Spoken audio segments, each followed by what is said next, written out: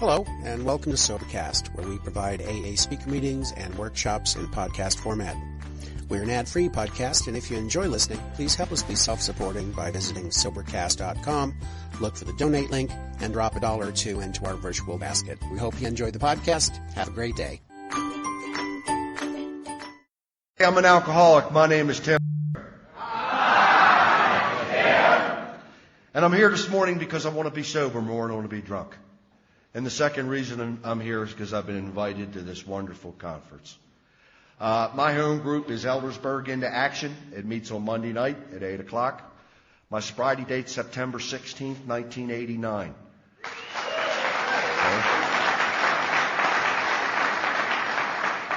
Thank him. But I haven't had a drink today, and I attribute that to grace of God and the 12 steps of Alcoholics Anonymous and nothing else. And what's really cool is I'm not thirsty. What a weekend. First of all, I want to thank Linda and Sterling. Your enthusiasm mirrors my enthusiasm for this fellowship.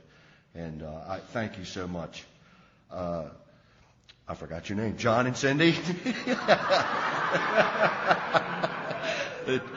Two brain cells, one's blinking. I fell in love with you two years ago. Jesse, thank you for your quiet friendship.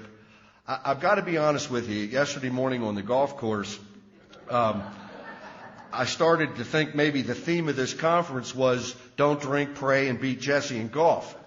You know? But thank you, sir.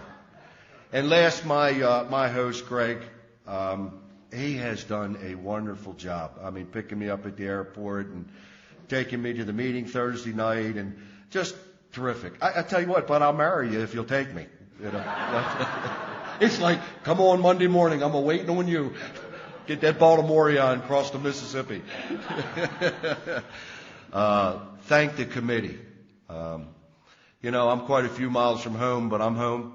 Just the faces are different, and I just fell in love with all of you. It has been terrific, and it is an honor, and it's because of God's grace, which I take very serious. I am a drunk. If anybody in this audience is Irish and you had an Irish mother, sometimes the Catholic Irish mother I had suffered from long-term martyrism. And I have a little story that tells that. It also explains me that I never thought my drinking was that bad. This story is about Patty O'Brien. And Patty O'Brien had passed away and was laid out in the funeral home in the casket. Next to the casket was his mom, Mrs. O'Brien. And in come some friends into the funeral home. And they said, Mrs. O'Brien, we just heard about Paddy's passing away. What happened to him now? And Mrs. O'Brien, she says, lads, I'm afraid the alcohol got the best of him. And one of the friends said, Mrs. O'Brien, did it ever come about that Paddy got to AA? And she said, oh my God, no, it never got that bad.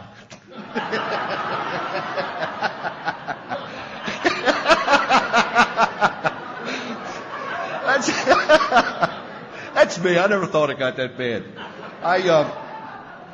A lot like Sterling, I grew up on the west side of Baltimore in we call them row homes. People call them townhouses now.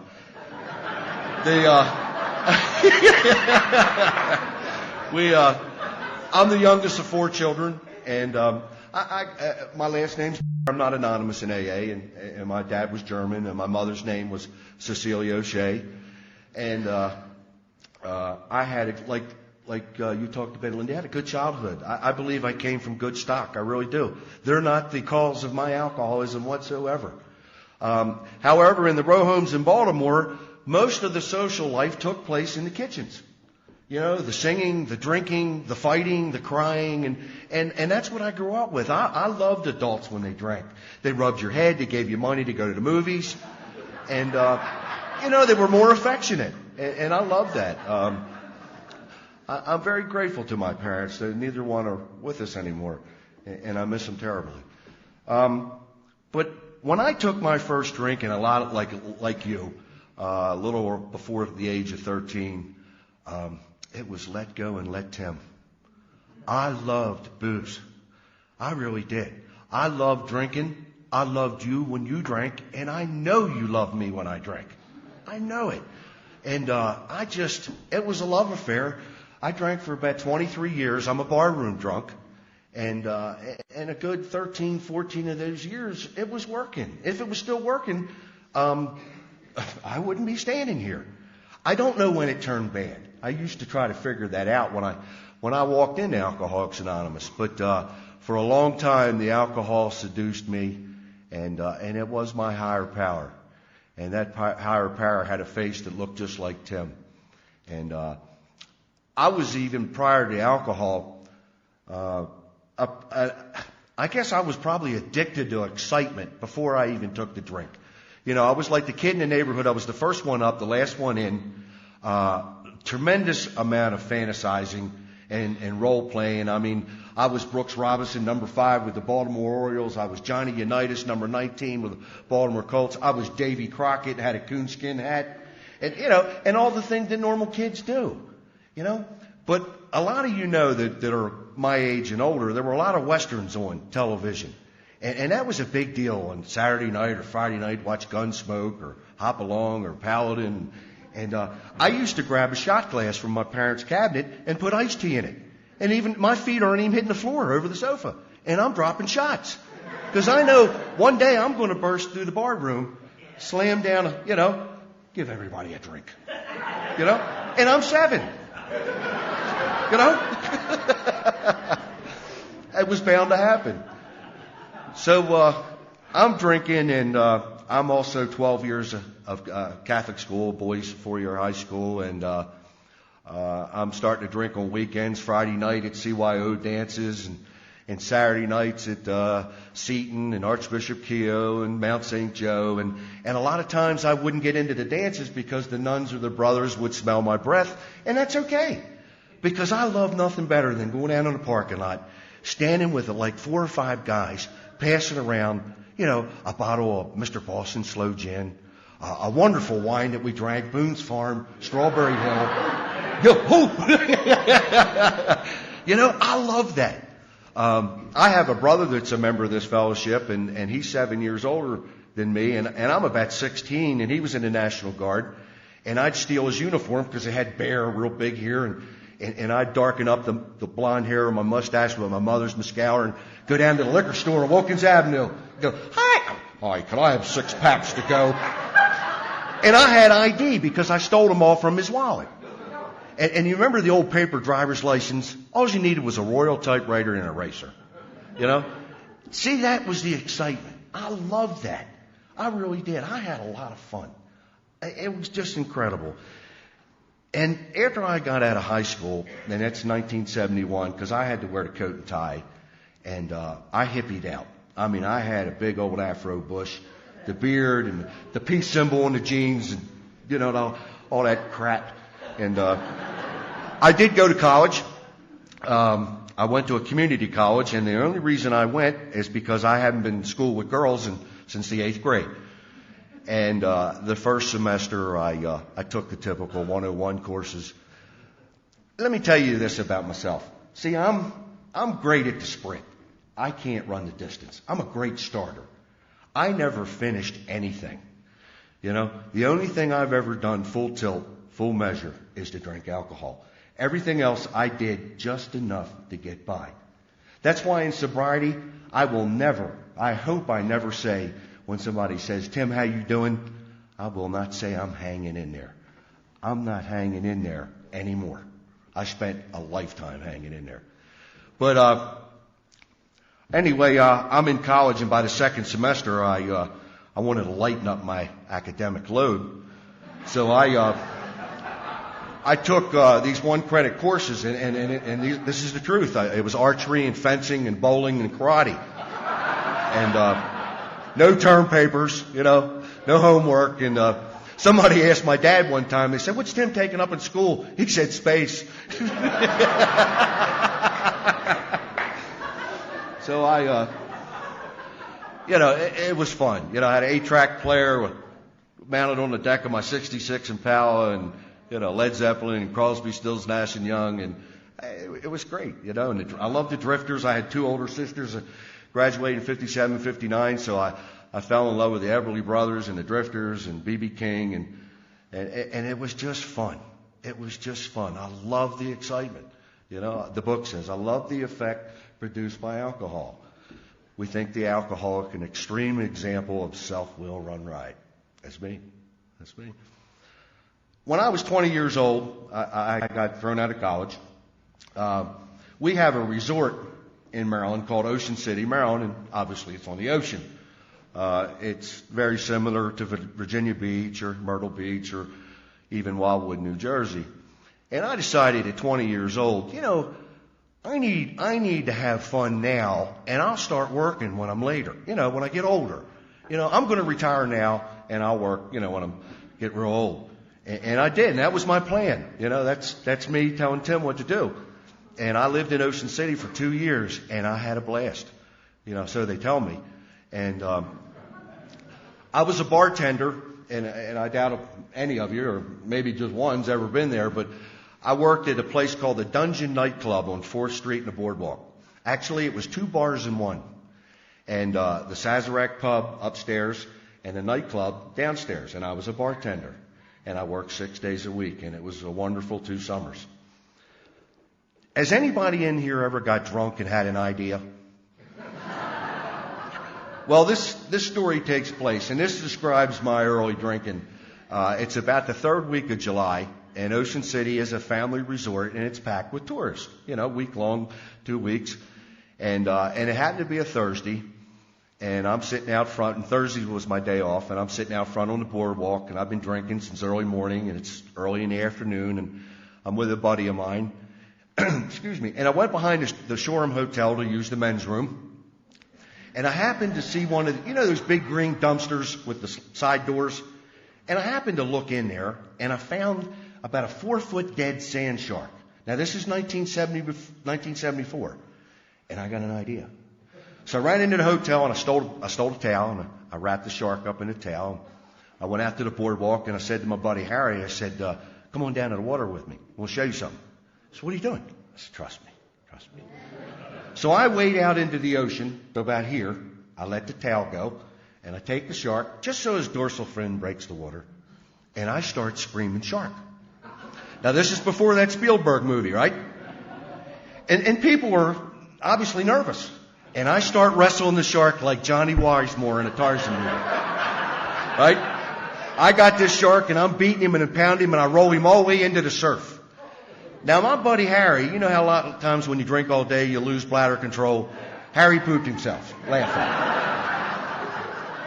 And the beach patrol's doing the semaphore, and I roll into the surf, and I got snot and everything rolling out of my nose, and my face is in the sand. But there's a crowd of people, and they're gathered around me, and they're thanking me for saving their life. You know? But I tell you what. Wherever I went that summer, and I'm the type of guy that got invited to a lot of parties, you know? And I'd be somewhere and somebody'd come up to me and say, hey, are you the guy that did the shark? And I'd put my chest out and they'd go, that's me. And they'd say to me, Bear, you're crazy. Yeah. I loved hearing that. Nobody ever said to me, Bear, you look a lot like Mel Gibson. Never heard that. Nobody's ever said, Barry, you're extremely intelligent. But I would hear on a regular basis, you are crazy. And I love that attention. We all know that. Like you said, I can see the nods, you know. I was 3 years sober before I told that story because I forgot about it. And there's sometimes in Baltimore, a lot of people say, hey, the Shark Man. And you know how you remember certain parts of people's stories. And there's sometimes I don't like to tell it. And the reason is, sometimes it hurts. I think, suppose there would have been an elderly person in the water that day who might have had a heart attack as a result of my shenanigans. You know, or a young child who's afraid of the ocean because of me. My intention was never to hurt you. My intention was you to look at me and go, ain't he neat? You know? And that's the best description I've ever heard of myself in AA is an egomaniac with a low self-esteem. And that's me. When I heard that statement, my knees buckled. All my life, when I'm drinking, I was up here. When I'm not drinking, I'm down here. I've never been in the middle, ever. You know? And that describes me. And I used to think it was very dangerous to get close to Tim. You know, all my life, I've been going like this. Come on in, back off. Come on in, back off. I've never had a successful relationship with a lady as an active drunk. You know, because when I take a drink of alcohol, the most important thing in my life is the next drink. Him, you, them are gone. You know, thank God for Alcoholics Anonymous. I would never equal the shark event again. A lot of opportunities, you know. Somebody I was talking about the Catskills up in New York, up the Adirondacks. I don't know if I can say that right, but I was on a ski trip and rode a food tray down the slopes at 3 o'clock in the morning naked. Very stupid, very cold. The lifts are closed, and several parts of your bodies increase and decrease. You know. I was just a nut, you know. I just loved it. I loved alcohol. Gave me permission to do anything that I wanted under the influence. Things that I'd fantasize about or always wanted to do or say I could do when I was drinking, and it was acceptable for a while. You know, what's funny at 20 years old wasn't funny at 35 anymore. And like I said, I don't know when it turned bad. I met a lady in 1978, and she got pregnant. We got pregnant, and I married her. You know, it's the Irish Catholic thing to do. And I spent the next six years of this marriage punishing this woman because I had a resentment. She trapped me into this marriage. And I was 25 when I got married, and I'm the last guy on this planet that should have been married. I'm immature. I'm self-centered. And everything I do is for Tim, by Tim, and because of Tim, you know, and that's what I did. And I would, in this marriage, see, I'm an athlete, and I was in I played men's flag football during the winters. I played men's softball during the summer. I was in a dart league and a shuffleboard league, which are barroom games, and I was in a social club, an athletic club, which really means a drinking club. And many times in this marriage, this wife would say to me, "Tim, can you stay home tonight?" I'm got to go. I'm always in a tournament, you know. They need me, you know. And she would write me letters on the refrigerator, you know, when I come in at 3, 4 o'clock in the morning, and they would say things like, "Tim, BG&E, which is our gas electric company, we need to pay them. The mortgage company called. We're 3 months behind." And that's sad. I'm not proud of that. But that's how my wife would communicate with me. Because I'm not a howler and a hitter, but my alcoholism took other effects. You know, I'd look down at my shoelaces. And I'm the type of guy, you know, the book talks about the 4 horsemen: terror, bewilderment, frustration, and despair. And for me, the hub of the defects is fear. And I know some people take fear and turn it outwardly into anger. And I'm the type of drunk that took fear and turned it inside out. And I turned it into self-pity. And I felt so sorry for Tim. Because when I wasn't drinking, I don't have an act. When I'm drinking, I do. And I looked at my shoelaces. You know, and this woman would say things to me that we need to have it done. And I'd just look at my shoelaces. And I'd run away like a little boy. Because that's what I do. I don't like the movie. I get up and leave.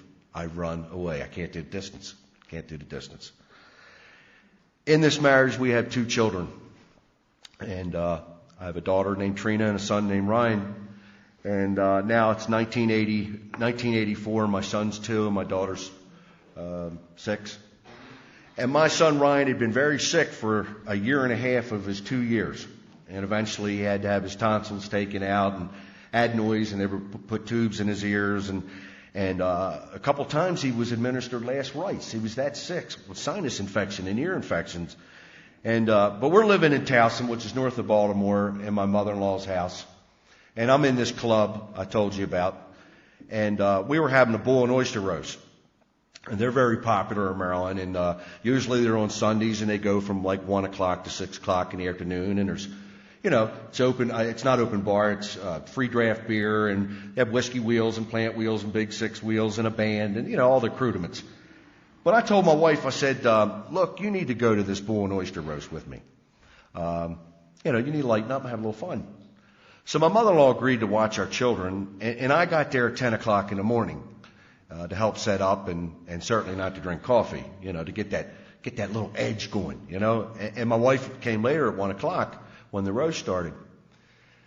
About 3 o'clock, she calls home, and she comes up to me at the bull roast, and I hate telling the story, but I'll tell you the truth. She comes up to me at the roast, and she said, Tim, we got to go. Ryan's got 104 temperature, and we got to go right now.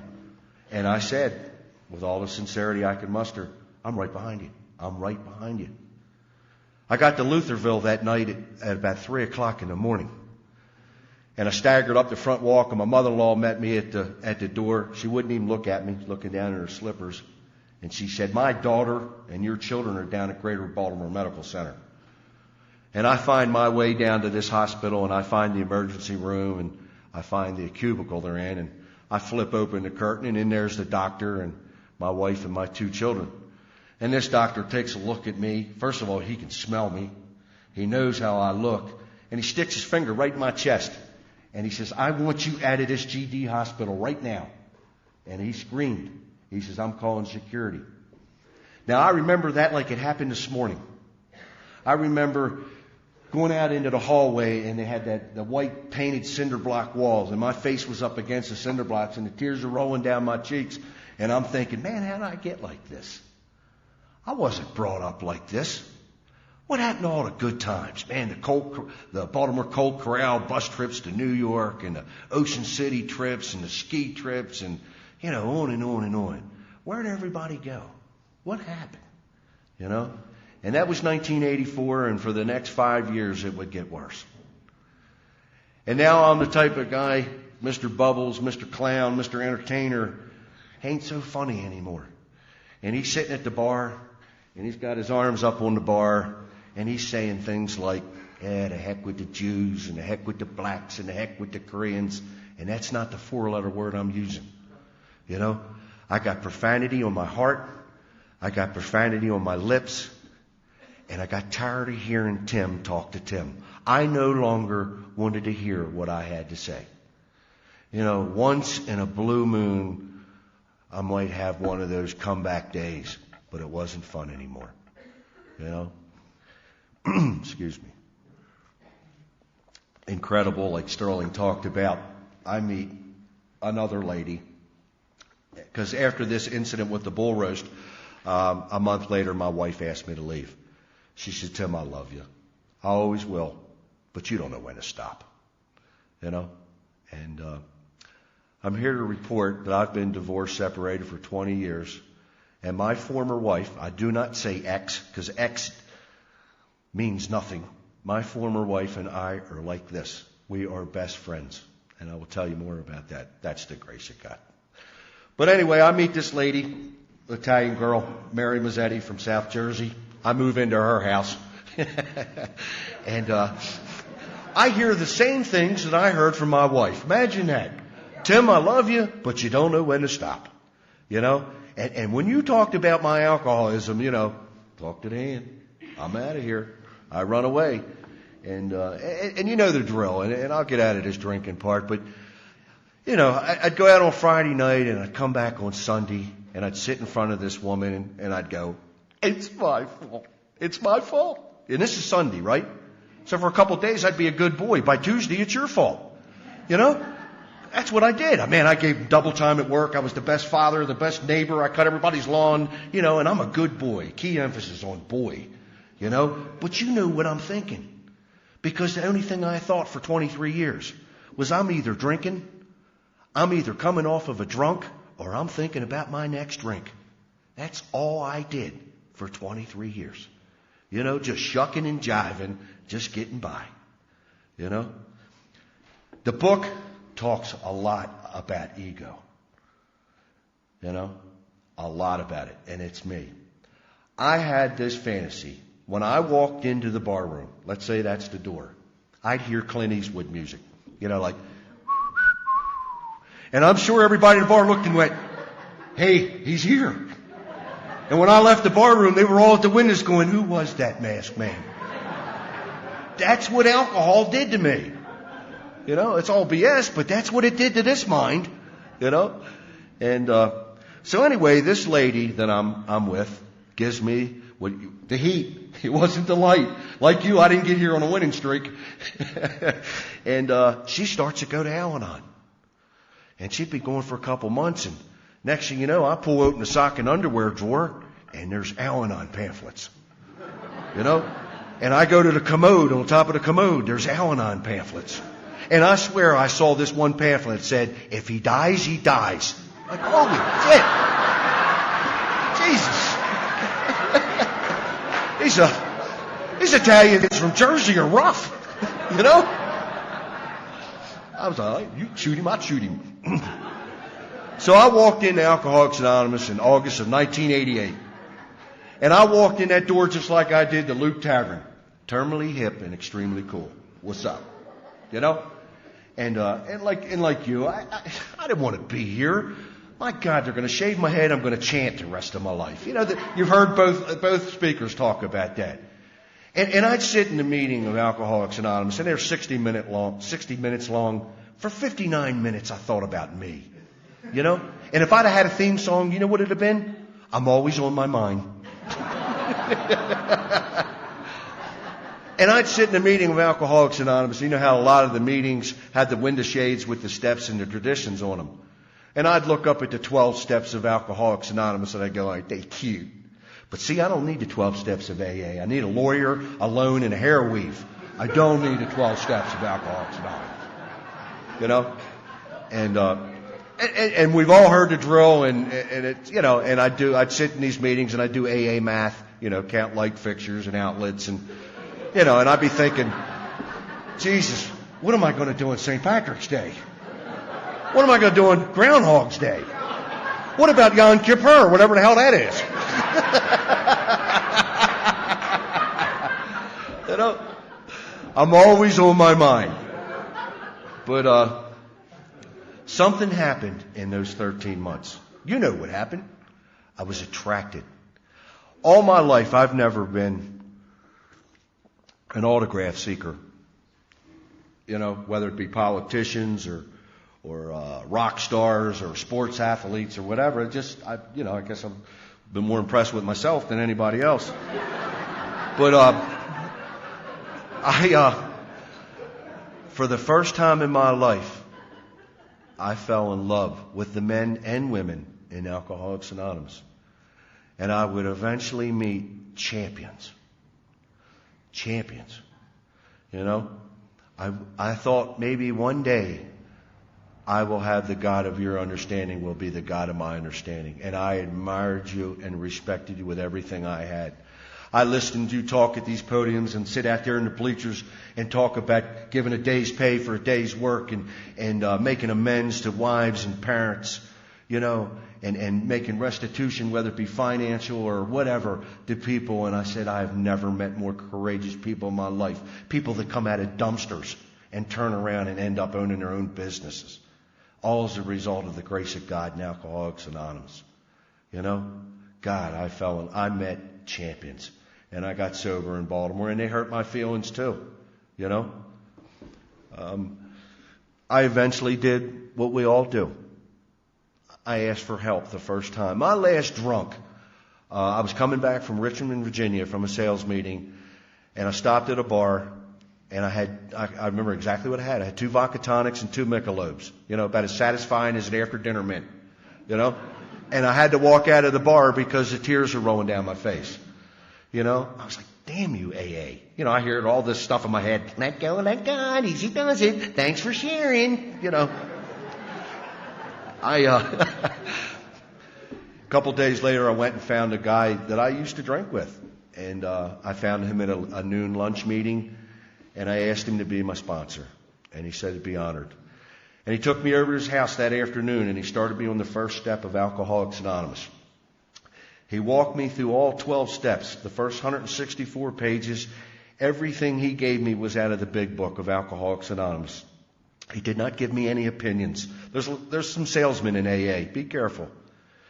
Whether it was work-related, being a father-related, or what have you. He took me to the big book of Alcoholics Anonymous.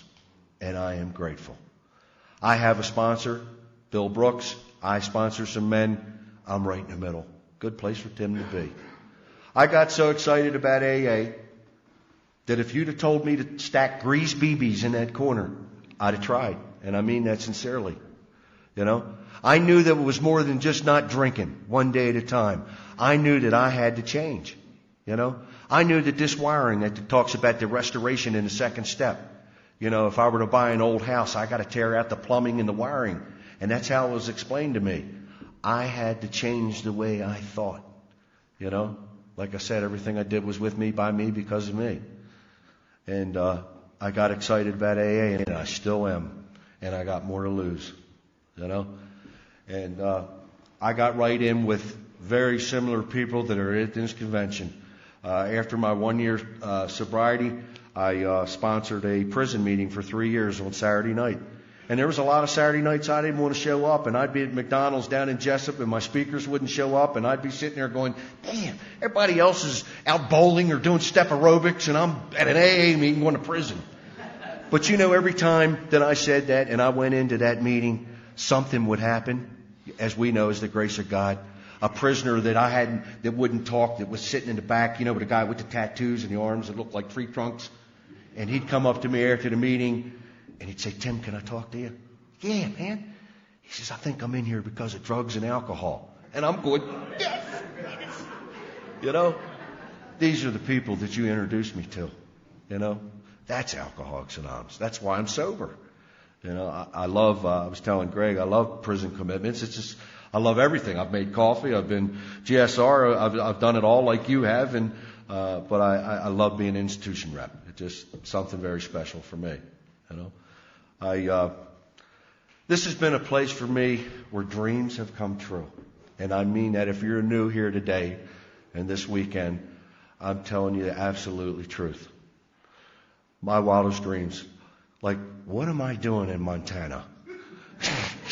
You know, 16 years ago, I didn't even know where it was. You know, that's a gift. My dad passed away in January of 1995, and he was diagnosed with pancreatic cancer. And actually, he lived from the diagnosis. He lived 16 months before he passed on.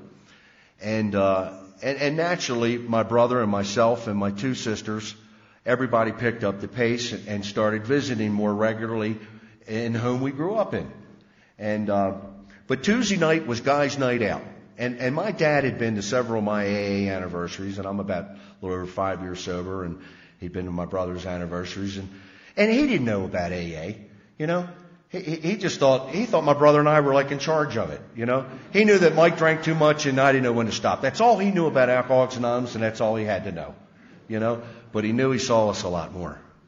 And every Tuesday night, and we missed 2 Tuesday nights in about 16 months, we went out to dinner. Now, we'd go over to my dad's and we'd shower and shave him and go out to dinner. He looked forward to it. We looked forward to it. And I'm going to take you to the last Tuesday of his life, and he would be dead by Friday. And I get over his house, and I don't have to tell you what cancer does to the human being, you know. You know, he was once a big man, and now he's, 80-some pounds, and you know the look. And I get over to the house, and my brother Mike calls, and he says, I'll have to meet you at the restaurant. I'm tied up at work. And what I used to do is I'd put my father in the shower, and he could still shower himself, but I'd hold on to him through the curtain with one arm. And then when he'd get out of the shower, we'd towel him off, and I'd put the toilet seat lid down, and I'd put a towel on it, and I'd sit him on there, and I'd brush his hair, and I'd shave him. And then when he would get dressed and go out to dinner.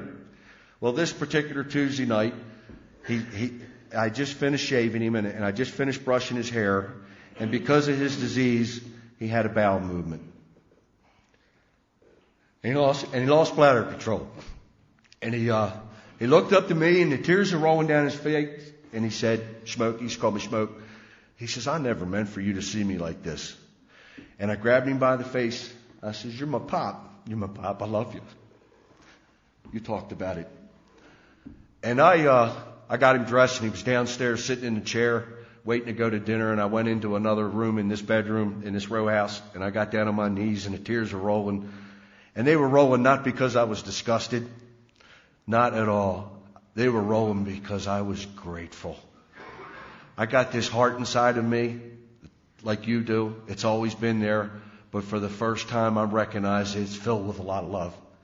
And all my life, I've been taking and taking and taking, and Alcoholics Anonymous allowed me to put something back into the kitty. And I was grateful. And I owe you for that. I will owe you until I am under. You gave me that gift. Allowed me to put something back into the kitty. And it felt good. You know, my mom died in 1971, a month after I graduated from high school.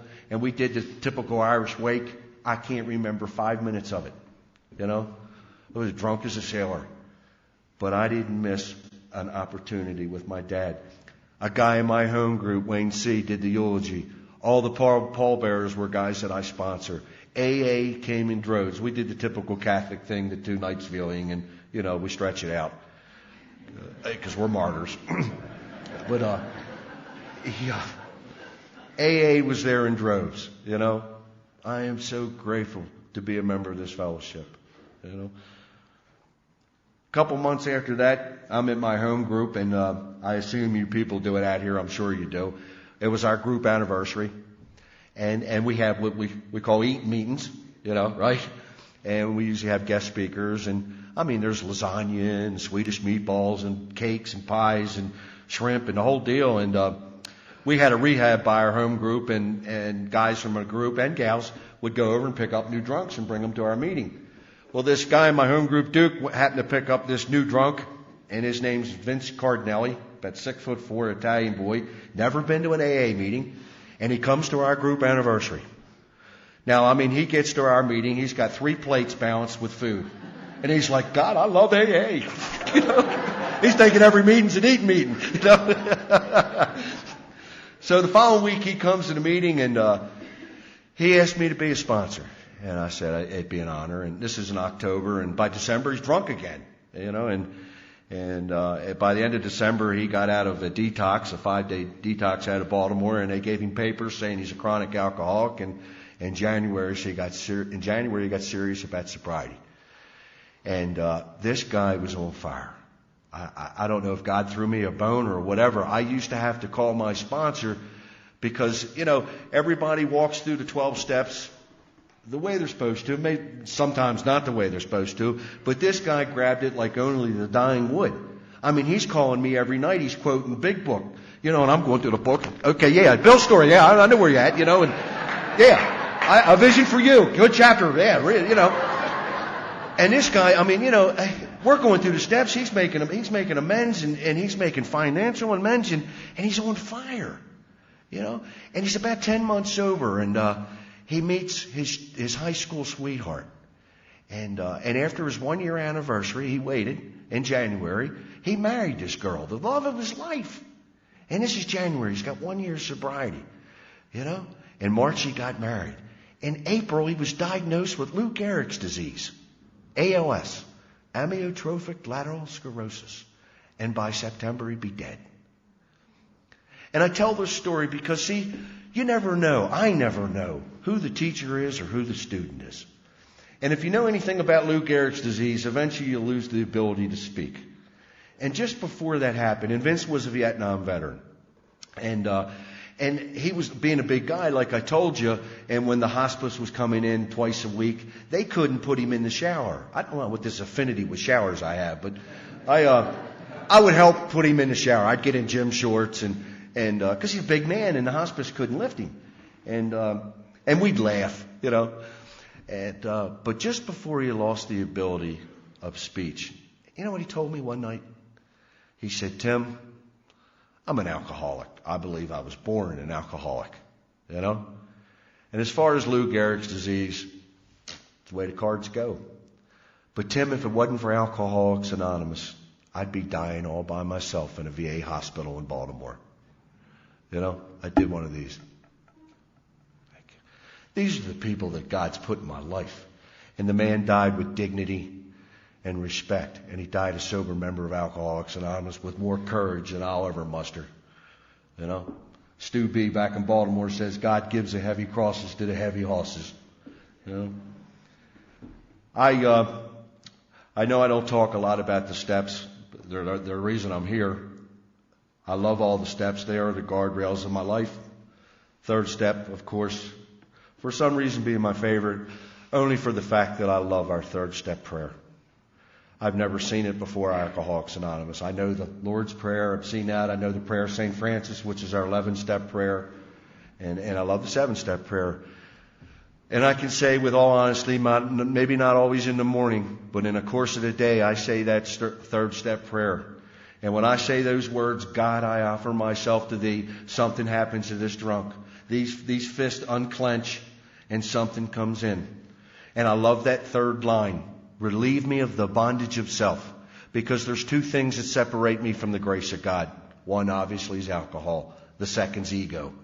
And I keep them in check. I walk around on the planet Earth like a man. Like a man. And you gave me that. You know? A lot of wonder. If I told you about my dad and I told you about Vince, and it's just been an honor. The loves of my life are my 2 children. I'm a single man, and that's just the way it is, and I accept it and have no problem with it. I have 2 children, and Trina was 10 when I got sober, and Ryan was 6, and now they're 23, and soon Trina, my daughter, will soon be 27. She's married.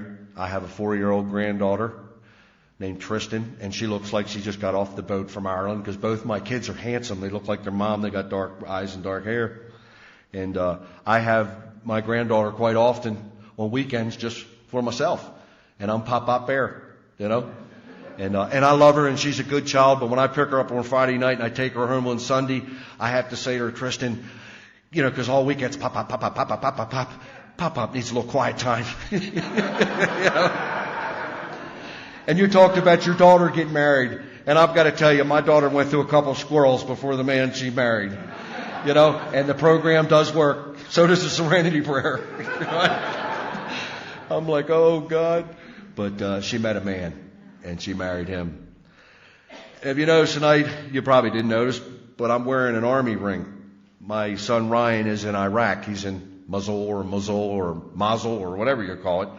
But he's been there for 11 months in the United States Army. And if you're a mom and dad, you know what that feels like. It's been a long 11 months. And he's due home in about 6 weeks. And he's my baby. He's my 23-year-old baby. And I love him to death.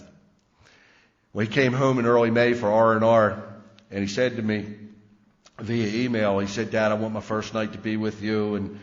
And he spent the first 2 nights with me, and then down to see his mom and his sister on the Eastern Shore. And then he went to Miami to see his girlfriend, who he ended up marrying. And that was a surprise. Cute little gal from Honduras, and she's a doll baby. And then he came back and spent the last night with me. And Ryan and I have had many, many heavy discussions, you know, I'm sure like you have with your boys. And we talk about God, and we talk about the Nazarene, and we talk about life, you know. And once again, this night before we left, we had a nice dinner, and I'm thanking him. You know, I said, Ryan, when you left, I asked you to be brave, but I also asked you to be merciful. You know, and I'm real proud of you, son. I'm real proud of you. And he said, Dad, stop congratulating me. Stop telling me you're proud of me. He says, if I got faith and I got courage and I've got dignity, it's because of you. You know, and if he got it from me, you know where I got it. I got it from you. And you gave it to my son. You know, because the obvious to him getting hurt in any way, or any of the men and young women and men over there, is I don't want him to come home this macho, warped kid. You know, and so far as I can tell, it's all intact. Because you know what he talked about when he was home? He talked about the children. He loves the children. You know, I mean, he would tell me some of the gory stuff that he wouldn't tell his mom, but you know, he'll get through it. And it's been quite a journey. You also know, a lot of you, one of my dreams in sobriety, because of my dad. My dad was an antique gun collector, and because of where I live is in the Mid-Atlantic, is the center of the American Civil War on the Eastern Theater. You know, Fredericksburg and Gettysburg and Antietam and Bull Run and so on and so forth. And my dad would take me to those battlefields, and it got me. You know, some people it doesn't do anything to, but it got me, and I love 19th century American history. I'm proud to be an American, you know, because Montana's mine just as Maryland is, you know, and that's a gift of sobriety. You know, I might not like everything that happens in Washington, D.C., but we still do a lot of things right, you know. And So about 9, almost 10 years ago, I became a Civil War living historian and reenactor. And what a gift, you know.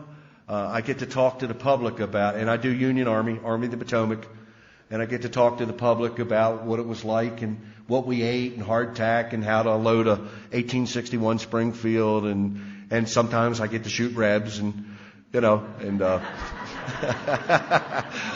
but I got to tell you this story in closing.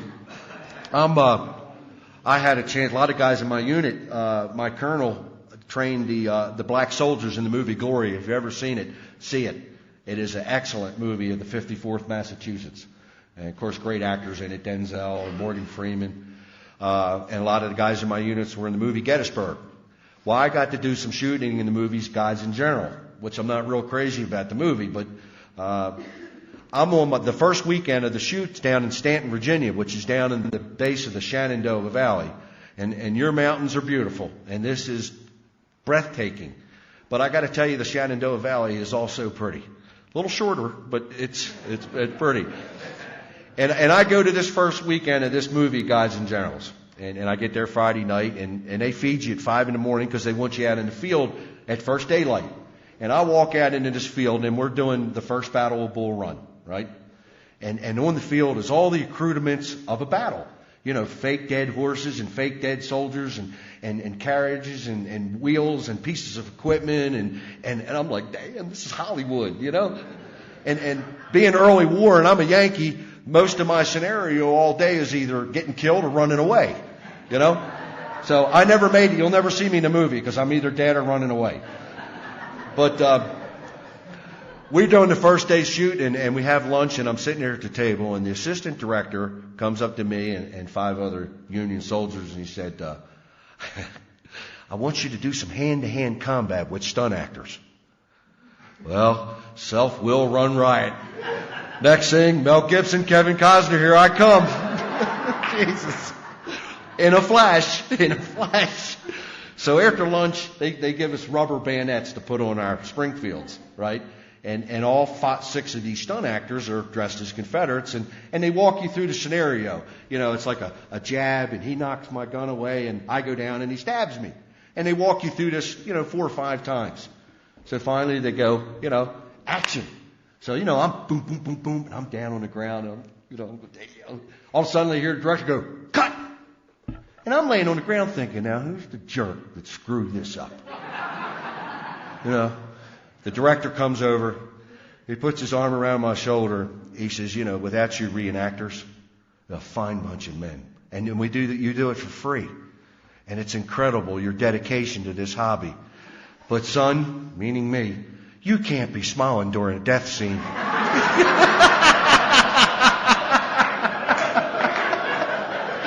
I'm the you-know-what.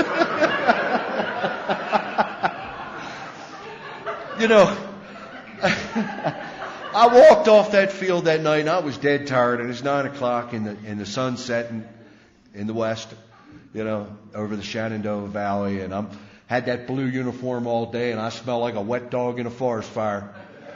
And I'm walking across that field, and I do quite often what I do in sobriety.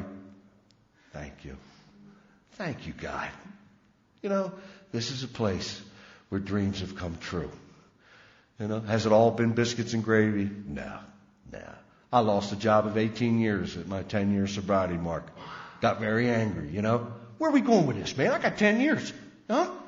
You obviously don't know who I am. What I do, I picked up the pace.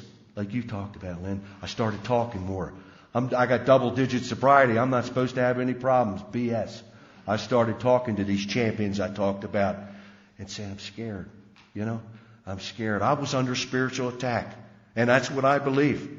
You can call it the Prince of Darkness. You can call it Whispering Smith, John Ballard Corn, whatever. But he was yapping in my ear.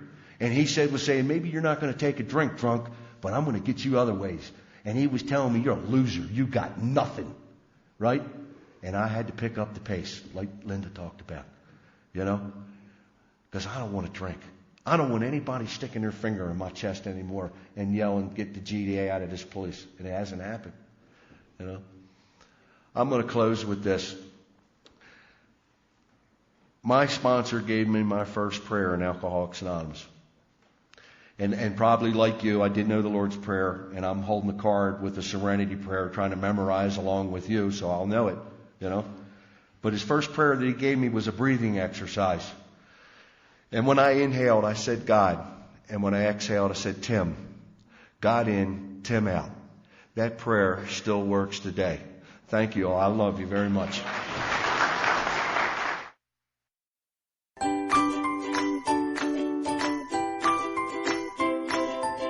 Thanks for listening. I hope you enjoyed the podcast. Sobercast is ad-free, and we'd like your help in order to keep it that way. So if you'd like to help us be self-supporting by pledging $1 or $2 a month, visit Sobercast.com and look for the donate links. Thank you very much.